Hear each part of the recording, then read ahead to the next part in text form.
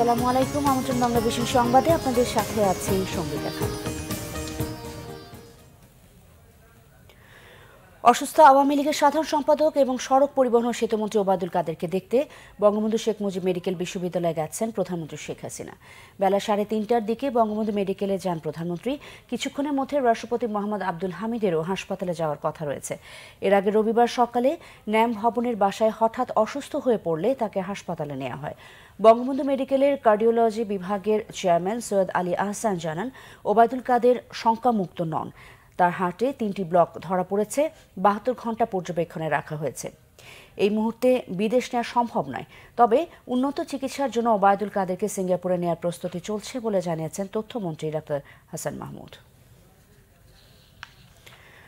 সংবিধান ও সার্বভৌমত্ব রক্ষায় ঐক্যবদ্ধ থেকে দেশের ভেতরে বাইরের যে কোনো হুমকি মোকাবেলায় সেনাবাহিনীকে প্রস্তুত থাকার নির্দেশ দিয়েছেন প্রধানমন্ত্রী শেখ হাসিনা।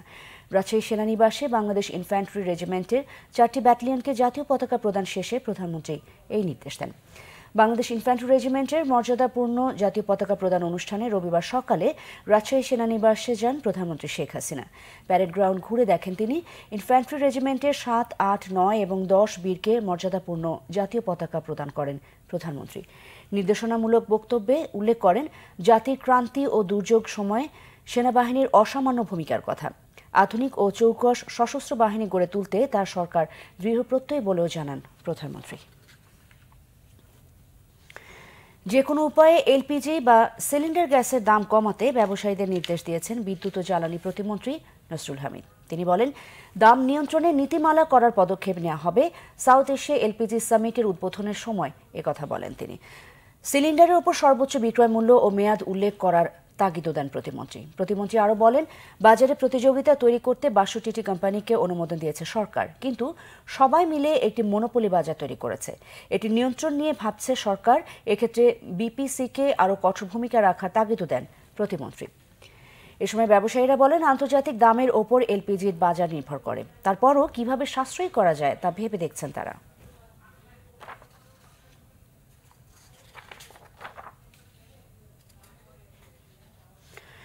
গণফোরামের বিজয়ী প্রার্থীরা শপথ নিয়ে সংসদে গেলেও জাতীয় ঐক্যফ্রন্টের ঐক্যে কোনো সমস্যা হবে না বলেছেন বিএনপি স্থায়ী কমিটির সদস্য ডক্টর খন্দকার মোশাররফ হোসেন।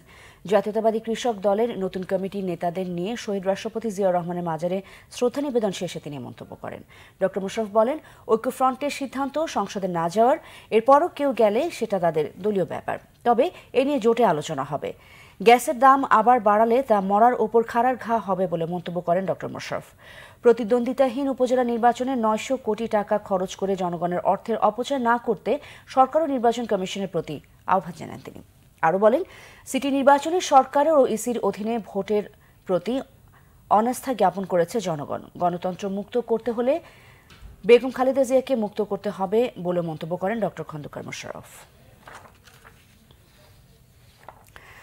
পাকিস্তান সীমান্তের ভেতরে জঙ্গি আস্তানায় বিমান হামলায় অন্তত 300 জঙ্গিকে হত্যার কোনো প্রমাণ দেবে না ভারত, সাফ জানিয়েছেন দেশটির অর্থমন্ত্রী অরুণ জেটলি।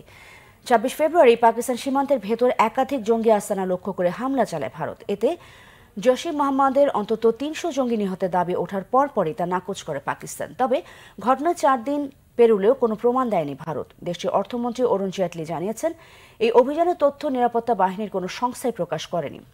জৈশ-ই মোহাম্মদের প্রধান মাসুদ আজহারের ভাই আম্মারের একটি অডিও সূত্র ধরে আনন্দবাজার ও টাইমস অফ ইন্ডিয়া জানিয়েছে, জঙ্গিদের গোয়েন্দা দফতর বা নিরাপদ আশ্রয় নয়, হামলা হয়েছে প্রশিক্ষণ কেন্দ্রে। এতে নিহত হয়েছে পাকিস্তানের রাষ্ট্রীয় গোয়েন্দা সংস্থা আইএসআই এর সাবেক কর্মকর্তা এবং এক প্রশিক্ষক। এছাড়া ইটালির এক সাংবাদিকের দেয়া তথ্যের ভিত্তিতে জানানো হয়, এই হামলায় 35 জঙ্গি নিহত হয়েছে।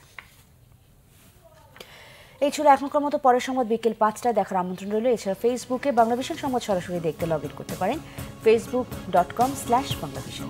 সাথে ছিলেন তো সবাইকে ধন্যবাদ।